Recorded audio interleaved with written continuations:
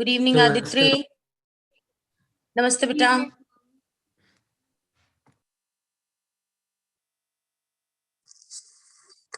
Namaste, ma'am. Namaste, beta. Namaste, Urvi. Namaste, ma'am. Namaste, beta.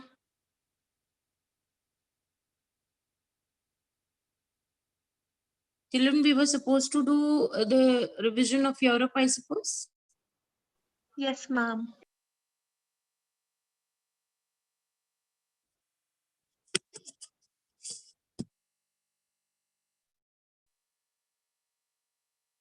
I'll be revising Monday and Wednesday Europe, and then we will have a test on Friday. Is that so? This is what we decided? Yes, ma'am. Okay.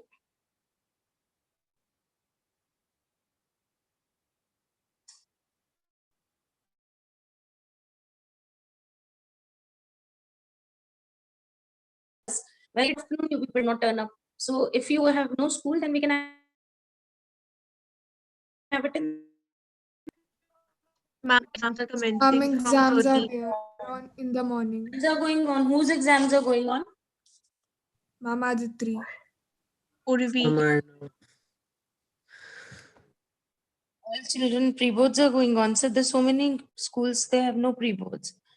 So if I give you a test, you would be writing even if your pre-boards are going on. Aditri and Urvi? Yes, ma'am. We could do that after the class, after our exam, na? That's okay, but will you be able to study social science when your other exams are going on? Namaste, ma'am. Yes, ma'am. We have already covered Yes, the ma'am, syllabus one.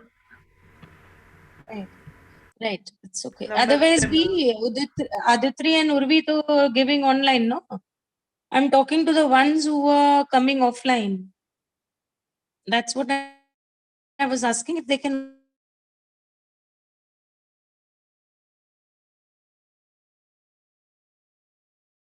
And I understand online would remain the same.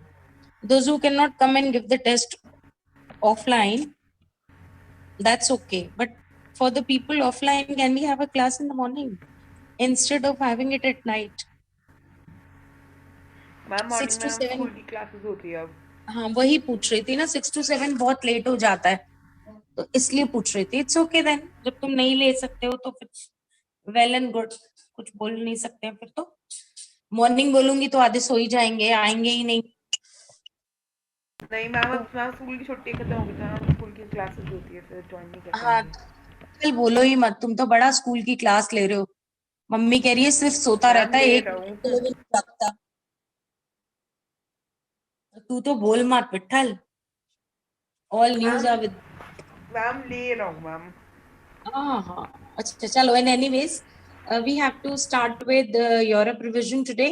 और बीच बीच में जो मैं questions पूछूंगी, I want to know the answers. And children, one more thing, glossary has to be done for all the chapters, and for Europe or for any other chapter of history, it has to be new words. All new words have to be done for 1 markers. Is it clear to everyone? Is that clear? Yes, ma'am. Right. Now, for the initial topic, that is the introductory part, you would be telling me who was Frederick Suryo, and then we would initiate the chapter. Who was Frederick Suryo? I'm French artist. वो तो French artist. French artist. French artist. मैंने जब Who revision के लिए visualized- बोला था तो मैंने सबको ये कहा था सब पढ़कर भी आएंगे. ये 3rd टाइम करा रही हूँ मैं, 4th time in fact this chapter I am doing. Ma'am, may I tell? Who is it? Jia? Ma'am, Jia. Yes, हाँ ma'am. Jia. Frederick Why Suryo is was he a so French. famous? Ma'am? Frederick Suryo, why is he so famous? Yes, ma'am. Frederick Suryo, a French artist, visualized in his first print his dream of a world made up of democratic and social republic. Right. The most important part is he was the first person who had already visualized a democratic world for himself. Europe, which was a part of 3 important kingdoms, Habsburgs, the Bourbons, and the Ottomans, Frederick Suryo had already perceived that there would be democratic republic and all the monarchical and the autocratic governments would come to a fall. That's what he had already perceived, though it has not taken place because he was an artist. And this is why he made this picture of republics carrying their own flags. Now, children, what is the significance of a tricolor flag? Ma'am, may I? Yeah. The tricolor flag signifies the idea of liberty among people. Right, it personifies liberty among people. And children, this lady with the cross, what is she known as? Lady with the torch in the picture? Statue of Liberty. Statue of Liberty. Right. So, and I told you that Frederick Surio has perceived that all the absolutist kingdoms and the monarchical kingdoms would come to an end and there will be democracy everywhere. Now tell me, what is absolutist? What do we understand by absolutist? Ma'am, absolutist refers to a monarchical form of government in which there is no restraint on the power of the ruler. He can exercise any The power. power of the ruler. Exactly. Whether it is a dictator or a monarch or whosoever it is, who gives all powers to himself is called an absolutist. That is why Hitler, he was a dictator as well as an absolutist. He may not be an absolute monarch, but he was an absolute dictator. Clear? Now, children, when Frederick Surio was drawing this picture of around Statue of Liberty with different kingdoms carrying a tricolor flag, he was of the vision that there will be an utopian society that would emerge, right? Now, what do we understand by utopian society? What was his thinking about an utopian society? I think everybody is listening to whatever is being asked for. Ma'am, a society which is so perfect that it is almost impossible to exist. Exactly. That is what we call it as ideal society. Children, ideal word doesn't here mean IDLE. Here, ideal means IDEAL, which means a society which is very difficult to exist. Children, any kind of ideal situation is very, very difficult to exist, whichever be the situation. Whether it is in the political world or economic world or social world. No ideal society, no ideal economy, no ideal polity can ever exist. Very difficult to exist. That was what was Frederick Surio's vision, that a society called utopian society would come into existence. Now, children, relating to your class 9 syllabus, French Revolution. We all have already done. Louis XVI was ruling France and he was a luxurious ruler. He had levied a lot of tax on people, which people were greatly terrified of.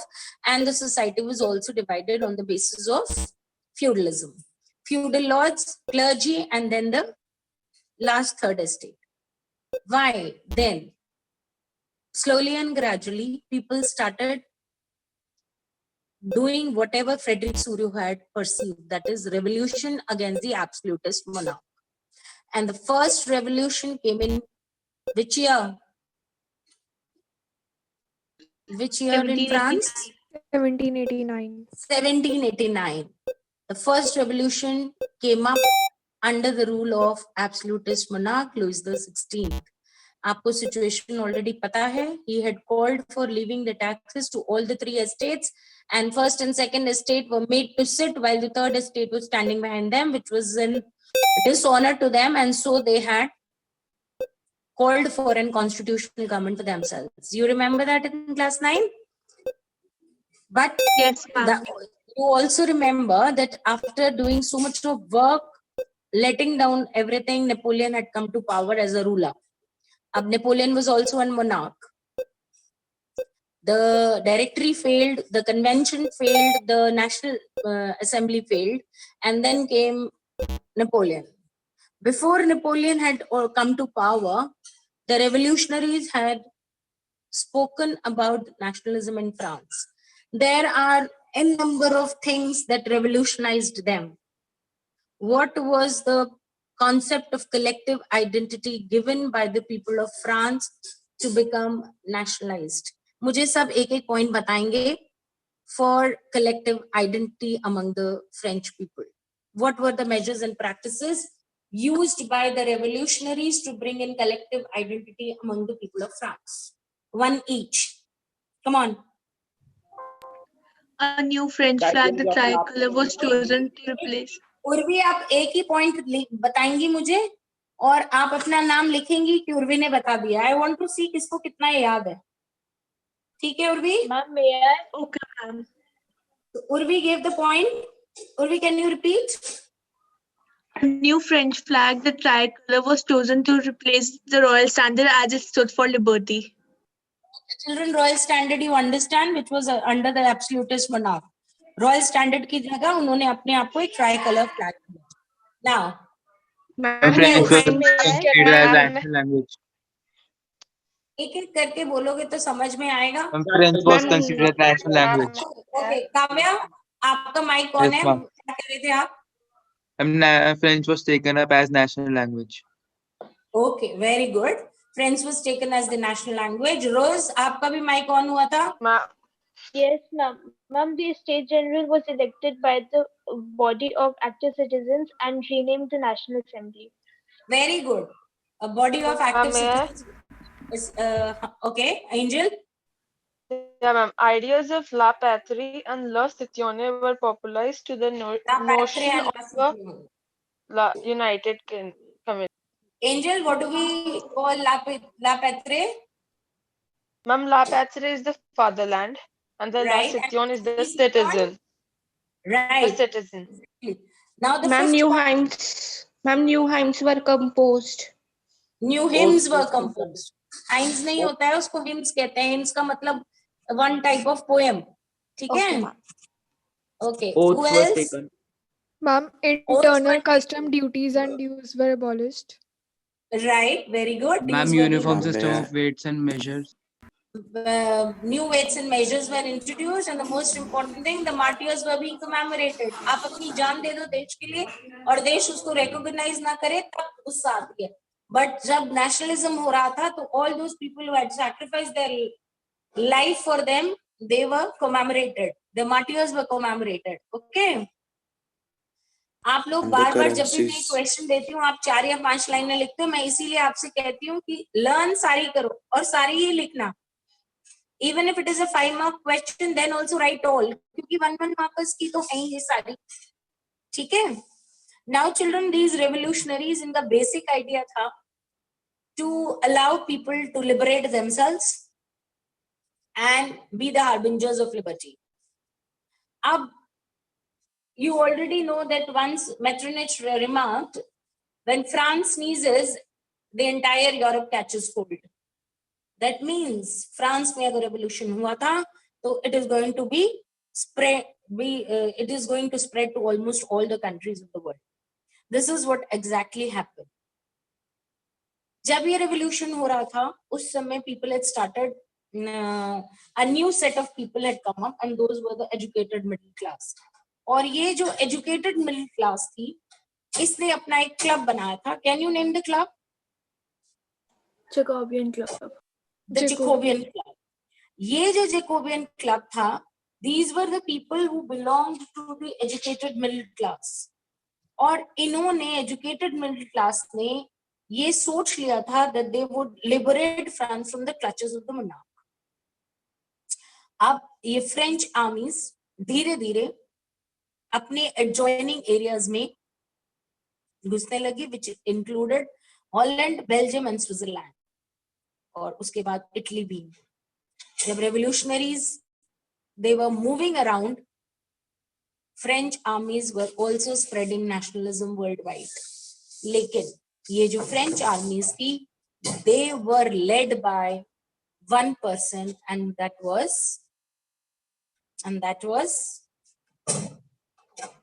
who was leading French armies? Napoleon. Napoleon. Right. Initially, people had a lot of faith in Napoleon on the pretext that Napoleon had introduced a lot of reforms in France, which were to be introduced by all other governments. So people thought that he is the person who will bring liberty to them. And whatever laws he made or whatever system he reformed, the reforms that he introduced were known by the name of Civil Code of 1804. Civil Code of 1804.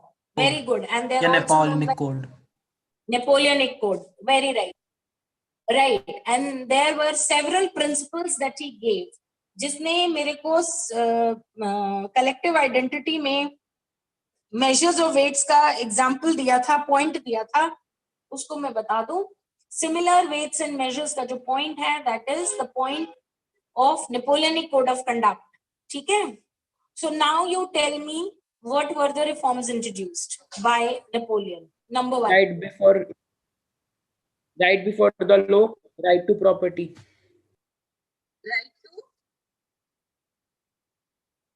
Right to बेटे?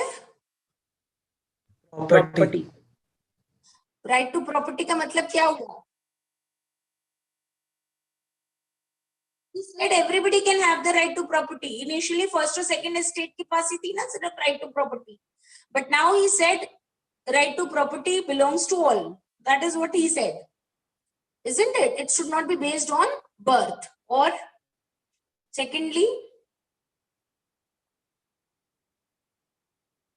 okay, वो तो मैंने अभी बता ही दिया आपको. Similar weights and measures or Established Abolish equality of before religious. the law. established equality before law. First और second estate को सारी राइट्स थी, बाकी किसी को भी नहीं थी. अब इन्होंने ये कहा कि equality before the law will exist. What else children? Abolished privileges based on birth. Abolished privileges based on birth. What else? Secured the right to property. Secured the right to property. ये बात हमारी हो गई. और उसके बाद सबसे important चीज उसने wages. हाँ, उस वेजेस नहीं, नेपोलियन ने एडमिनिस्ट्रेशन को बहुत सिंपल कर दिया. कैसे सिंपल कर दिया? फ्यूडल सिस्टम तो उसने अबॉलिश कर ही दिया था. उसके बाद there will be no serfs. Serfs का मतलब all will be, whosoever is flowing the land will be the मालिक ऑफ द लैंड. मतलब टेनेंसी को उसने खत्म कर दिया और उसने कहा land will belong to the person who will be flowing that. Towns में भी उसने ये कहा कि कोई गिल्ड सिस्टम नहीं होगा, जिसका मन करेगा वो ट्रेड करे और जैसे मर्जी करे. अभी था गिल्ड सिस्टम था, ग्रुप्स बने हुए थे और उन ग्रुप्स में ही सबको आपस में ट्रेड करना होता था. किसी नए एंट्रेंट को वो अलाउ नहीं करते थे. अब उसने कहा ऐसा कोई गिल्ड सिस्टम नहीं होएगा, जिसका मन करेगा वो बिजनेस करेगा, क्योंकि business was at a stake. Moreover similar weights and measures ना होने की वजह से भी ट्रेड थोड़ा कम फ्लरिश हो रहा था.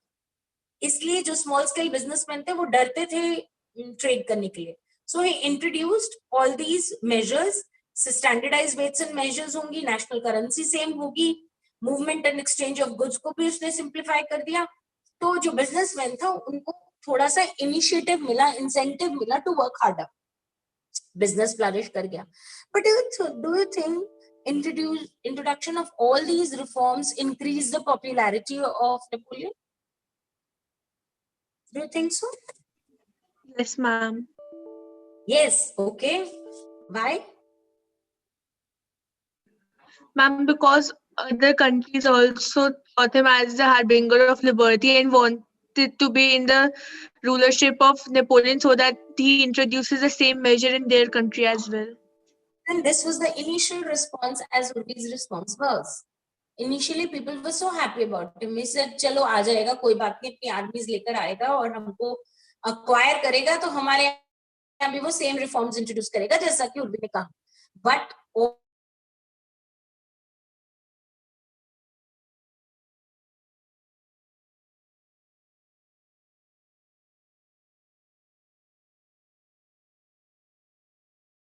मिलान, पोलैंड, इन सबको जहां जहां पर भी वो पहुंचा, शुरू में लोगों को लगा ओहो ये तो लिबरेटर है, लेकिन धीरे धीरे रियलाइज हुआ कि वो लिबरेटर नहीं है. एडमिनिस्ट्रेटिव अरेंजमेंट उसने जो किए छीन ली. कैसे छीन ली? क्योंकि उसको अपनी आर्मी को फीड करने के लिए पैसे चाहिए, तो उसने टैक्सेशन पॉलिसीज बढ़ाई. उसको आर्मी में रखने के लिए लोग चाहिए, तो उसने जबरदस्ती उन जगहों पे से लोगों को उठाया और उन्हें फोर्सिबली आर्मी में रिक्रूट किया. That is called force conscription into armies. And then The most important of all, he gave up the dignity of the people, self dignity of the people, by taking away the freedom of speech and expression. उसने censorship को introduce किया. This is what Napoleon did. जिस समय Napoleon rule कर रहा था, French language was considered to be the most polished language of Europe. Moreover, the entire territorial divisions, everything in Europe was done and controlled by the people of France. They were considered to be an elite class. और एक Habsburg empire जो Austria Hungary को rule करता था, वो एक ही जगह पर अलग अलग लोगों को रूल कर रहा था विद डिफरेंट लैंग्वेजेस. एक छोटा सा पैच था ऑस्ट्रिया हंगरी का, और उस ऑस्ट्रिया हंगरी में different types of languages, different types of dialects बोलने वाले लोग रहते थे. कहने का मतलब मेरा ये है कि यूरोप में भी एरिया वाइज लोग डिफरेंट लैंग्वेजेस, डिफरेंट कल्चर्स को बिलोंग करते थे, जैसे कि आज लोग इंडिया के बारे में बोलते हैं. कैसे? अगर हम हैब्सबर्ग्स की बात करें, तो इसकी ऑस्ट्रिया हंगरी की बात करें, तो अल्पाइन रीजन्स जो था, that considered of Austria, Sudetenland and Tyrol, जबकि बोहेमिया जो एरिया था वहां पर लोग जर्मन स्पीकिंग थे, और लोम्बार्डी और वेनेटिया के लोग इटली बोलते थे. ये सिर्फ एक हैब्सबर्ग्स की बात हो रही है. जिस एरिया को हैब्सबर्ग्स रूल करते थे, वहां पर इनिशियल एरिया में फ्रेंच बोली जा रही है, फिर बोहेमिया में जर्मन बोली जा रही है, और वहां की एरिस्टोक्रेटिक क्लास, जबकि एरिस्टोक्रेटिक क्लास ज्यादातर फ्रेंच बोलती थी, लेकिन वो लोग जर्मन बोल रहे थे. उसके अलावा इटालियन स्पीकिंग प्रोविंसेस भी थे, लोम्बार्डी और वेनेटिया के. हंगरी की जो आधी से ज्यादा पॉपुलेशन थी, वो लोकल लोग थे, डाउन टू अर्थ लोग थे, वो मग्यार बोलते थे, जबकि बाकी सारे लोग छोटे छोटे एरियाज में अपने अपनी खड़ी बोली यानी डायलेक्ट्स का इस्तेमाल करते थे.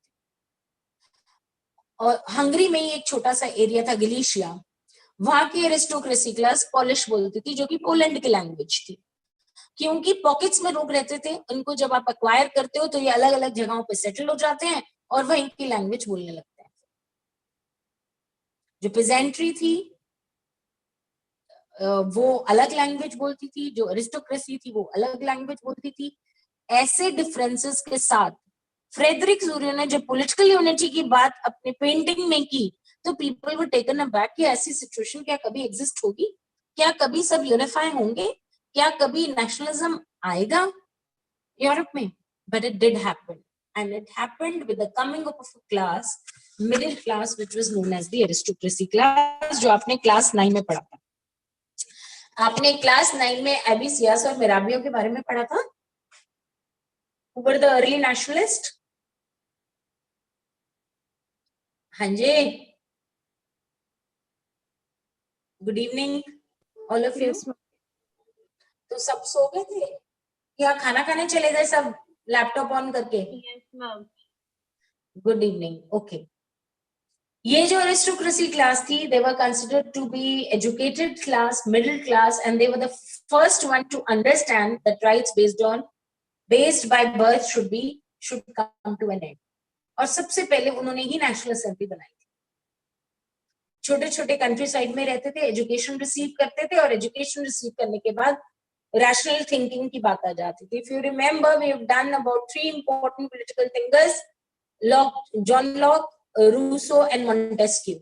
हमने इनके बारे में पढ़ा था क्लास 9 में. इन्हीं रैशनल थिंकर्स की थिंकिंग के बेसिस पर these people started working for themselves.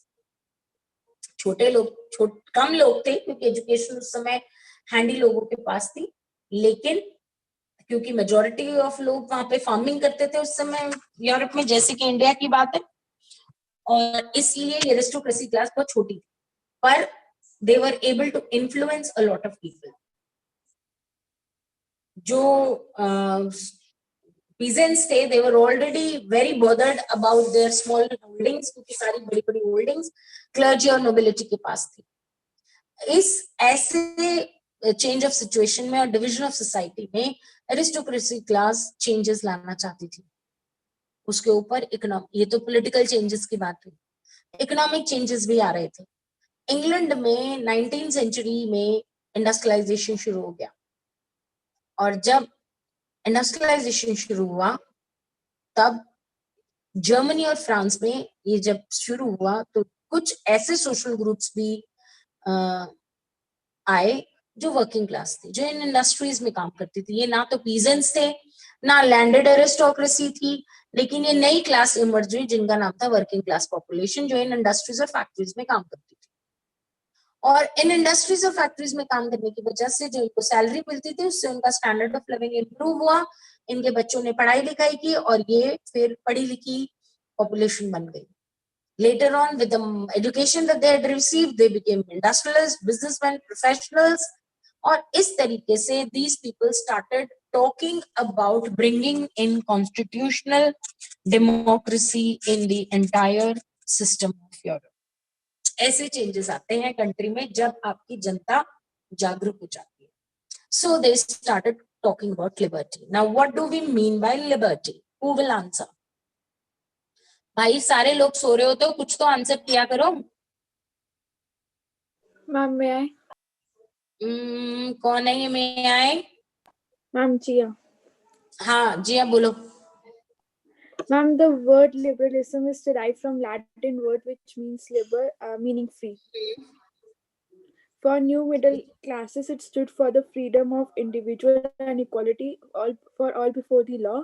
Politically, it emphasized the concept and of government by consent. It stood for the end of autocracy and clerical privileges, a constitutional representative government through parliament. In the economic sphere, liberalism stood for the freedom of बस.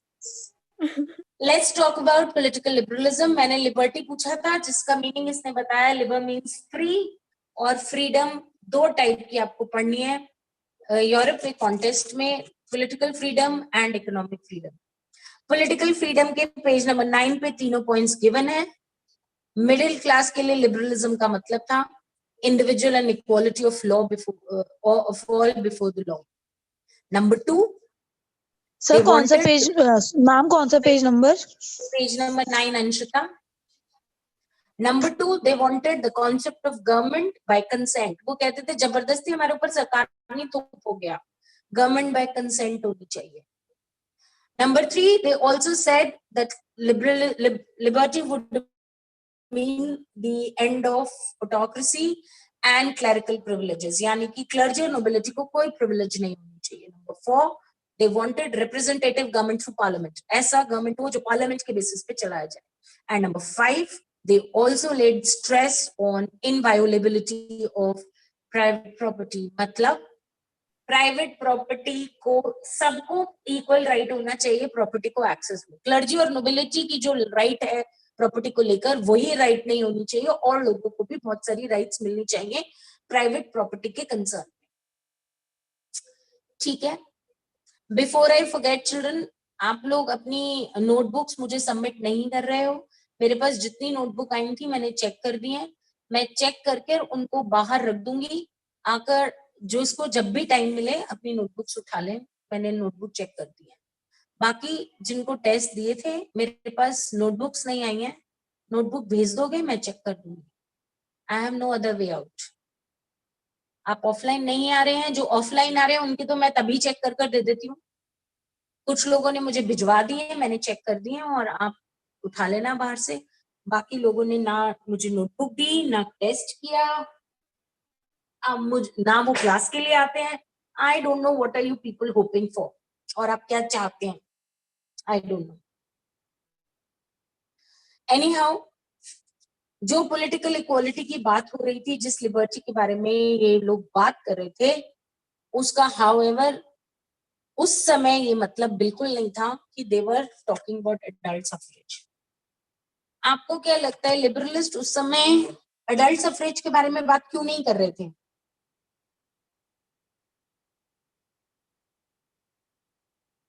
Ma'am, because they denied the right to vote to women. बिल्कुल, क्योंकि उस समय ये लोग adult suffrage में women को right देना नहीं चाहते थे. तो इनिशियली राइट टू वोट यानी यूनिवर्सल सफरेज से उनका मतलब था granting of election right only to the property owning man. Women को और नॉन प्रॉपर्टी क्लास को उन्होंने इस पॉलिटिकल राइट से अलग रखा था। थोड़े टाइम के लिए जब जैकोबियन क्लब बना था तो जैकोबियंस ने हाउएवर थोड़ी बहुत राइट ये दी थी इनको, क्या कहते हैं, अडल्ट मेल्स को, औरतों को तो तब भी नहीं मिली थी। लेकिन नेपोलियन ने अपने आने के बाद इस राइट को फिर से लिमिटेड कर दिया। औरतों को तो बिल्कुल राइट नहीं मिली, उसके अलावा जो नॉन टैक्स पेयर्स थे उनको भी राइट नहीं मिली। 19th और 20th सेंचुरी तक विमेन लड़ती रही इस बात के लिए कि उन्हें राइट टू वोट मिलना चाहिए, लेकिन नॉन प्रॉपर्टीड मेन को भी राइट टू वोट फ्रांस में बहुत टाइम के बाद मिला। ये थी पॉलिटिकल स्फीयर की बात। अब हम बात करते हैं इकोनॉमिक स्फीयर की। इकोनॉमिक स्फीयर में liberalism demanded a lot of things. Again आप हेडिंग देंगे economic liberalism. Now what does economic liberalism stands for? Economic liberalism का मतलब था हमें मार्केट में आप फ्री छोड़ दो, हम जो मर्जी सप्लाई करें, जो मर्जी डिमांड करें, जो मर्जी किसी को दें, जो मर्जी किसी से लें। समझ रहे हो? मतलब freedom in the market to sell and buy. जो भी रिस्ट्रिक्शन उनके ऊपर इम्पोज की गई थी गुड्स को लेकर या पैसों को लेकर कि आप यहाँ पर पैसा इन्वेस्ट कर सकते हैं, यहाँ पर पैसा इन्वेस्ट नहीं कर सकते हैं, whatever, that were all taken away. उन्होंने कहा ऐसा कुछ नहीं होगा। उस समय they had very clearly ported out कि जो मार्केट है वो फ्री छोड़ दी जाएगी। स्टेट ने जो भी रिस्ट्रिक्शंस मूवमेंट पे डाली हुई हैं वो सब भी ले ली जाएंगी।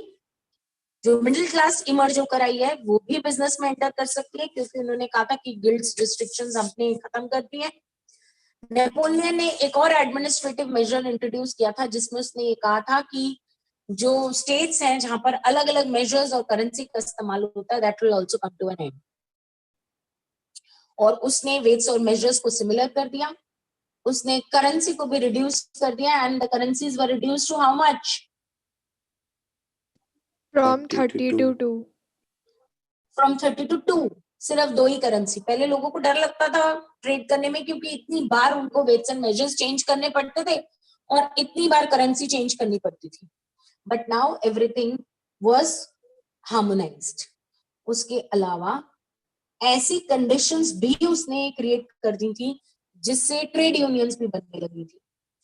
ट्रेड यूनियंस का बनना इतना इफेक्टिव या इतना ज्यादा क्यों है? ट्रेड यूनियन का मतलब होता है वर्कर्स के लिए मूवमेंट को बनाना और वर्कर्स की राइट्स के बारे में फाइट करना।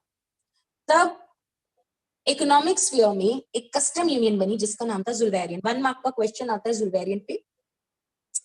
जुल्वेरियन का मतलब है ऐसी कस्टम यूनियन जिनको ये कहा गया, जो 1834 में बनाई गई और जर्मनी की कंट्री थी, जर्मनी का एक area country that was named as Prussia, उसकी इनिशिएटिव से सभी जर्मन स्टेट्स ने इस कस्टम यूनियन को ज्वाइन किया। इस कस्टम यूनियन का सिग्निफिकेंस ये था कि उसने ये कहा कि हर जर्मन स्टेट में जाने के लिए, लग्जमबर्ग से न्यूरमबर्ग, ऑट्सवेग, इन सब जगह जाने के लिए जब आपको अलग अलग टैक्स पे करना पड़ता है वो सब आपको अब नहीं पे करना पड़ेगा। सारे टैरिफ बैरियर्स लिफ्ट अप कर लिए जाएंगे, करेंसीज 2 हो जाएंगी और रेलवे नेटवर्क इंट्रोड्यूस किया जाएगा ताकि आप ट्रेड को आराम से कर सकें। This was all done to allow और टू एक्सेप्ट नेशनल यूनिफिकेशन। हमने ये कहा था ना कि नेशनल यूनिफिकेशन बहुत मुश्किल है, कैसे आएगा? लोगों को डर था कि पता नहीं आएगा भी या नहीं आएगा। नेशनल यूनिफिकेशन आने का इससे अच्छा तरीका और नहीं हो सकता कोई भी, जिसमें आप स्टैंडर्डाइज वेट्स एंड मेजर्स का इस्तेमाल करें। समझ आ गई है? समझ आई है सबको? Yes, ma'am. ओके। अब कस्टम यूनियन भी बन गई, लिबरलिज्म भी आ गया, लेकिन जब ये सब चल रहा था तब Napoleon was continuously trying to conquer the whole world and he wanted to first conquer Europe and then to the countries of Asia and Africa. अब क्या हुआ बेटा? Napoleon was defeated in the Battle of Waterloo. और Napoleon के मरने के बाद लोगों को समझ आ गया था दोबारा से मोनार्कियल रूल आ जाएगा, और ऐसा ही हुआ. monarchical rule came to being, which was known as the rule by the conservatives. Conservative का मतलब monarchy. However, monarchy ने वो सब नहीं इंट्रोड्यूस किया जो लुइस ने इंट्रोड्यूस किया हुआ था. उन्होंने चर्च को, नोबिलिटी को, क्लर्जी को वो सारी पावर्स नहीं दी जो पहले उनके पास थी. लेकिन इसका मतलब ये भी नहीं है कि उन्होंने रेवोल्यूशनरीज को कहा तुम कर लो जो तुम्हारा मन में आए. उन्होंने रियलाइज किया कि नेपोलियन ने जो एडमिनिस्ट्रेटिव रिफॉर्म्स इंट्रोड्यूस किए हुए थे वो अच्छे थे और हमें उनको नहीं खराब करना है, लेकिन अब हमें और इफेक्टिवली और स्ट्रांगली रूल करना है, वरना ये रेवोल्यूशनरीज फिर से पावर में आ जाएंगे और फिर से अपनी मनमानी करेंगे. इसलिए उन्होंने अपनी बहुत इफेक्टिव आर्मी बनानी शुरू कर दी. एक एफिशिएंट एडमिनिस्ट्रेशन बनाया जो कॉन्टिन्यूसली लोगों पर नजर रखता था जो कभी भी रेवोल्यूशनाइज होने की कोशिश करते थे, ताकि एरिस्टोक्रेसी और ऑटोक्रेटिक मोनार्की जो है वो स्ट्रांग हो जाए. उसके अलावा जो उन्होंने सबसे बड़ा काम किया, नेपोलियन ने जो इतना सारा यूरोप लूटा पुटा था उसको भी तो लेना था. उसको लेने के लिए इन लोगों ने 1815 में ये सारे के सारे आपस में मिले इन वियना, और वियना में मिलकर इन्होंने, नेपोलियन ने जो भी कुछ किया था और जो भी कुछ कॉन्कर किया था उसको आपस में डिवाइड कर लिया. वो नेपोलियन से इस बात के लिए बिल्कुल अंडरस्टूड थे कि रिफॉर्म्स इंट्रोड्यूस करना है, पर उसकी टेरिटरीज का क्या करना है, क्योंकि इन्होंने सबने मिलकर नेपोलियन को डिफीट किया था, that is Britain, Russia, Prussia, Austria ने. तो ये सब वियना में मिले और वहां पर वियना ऑस्ट्रिया में वहां का जो ऑस्ट्रिया का चांसलर था ड्यूक मेटरनिच, उसने ये ट्रीटी को इनिशिएट किया. उसने ये कहा यूरोप में जो भी चेंजेस नेपोलियन ने लाए हैं वो सब मैं अंडू करना चाहता हूं, और आप फ्रेंच ने जो भी कुछ लूटा है उसको डिवाइड कर सकते हैं. अब फ्रांस को फोर्टिफाई करना सबसे ज्यादा जरूरी था, चारों तरफ से घेरना, ताकि फ्रांस का रूलर जो नेपोलियन था जो उसने पहले किया वो दोबारा ना कर पाए. इसलिए उन्होंने आपस में फ्रांस की सारी टेरिटरीज को डिवाइड किया. अमंग ऑल दीज क्या क्या किया इन्होंने, इसको पॉइंट्स में अपनी बुक में लिख लो ताकि तुम्हें याद रहे. फर्स्ट ऑफ ऑल लिखना फोर्टिफिकेशन ऑफ फ्रांस. नंबर 2, जो नीदरलैंड्स था जिसके पास बेल्जियम भी था, उसको नीदरलैंड से अलग कर दिया गया.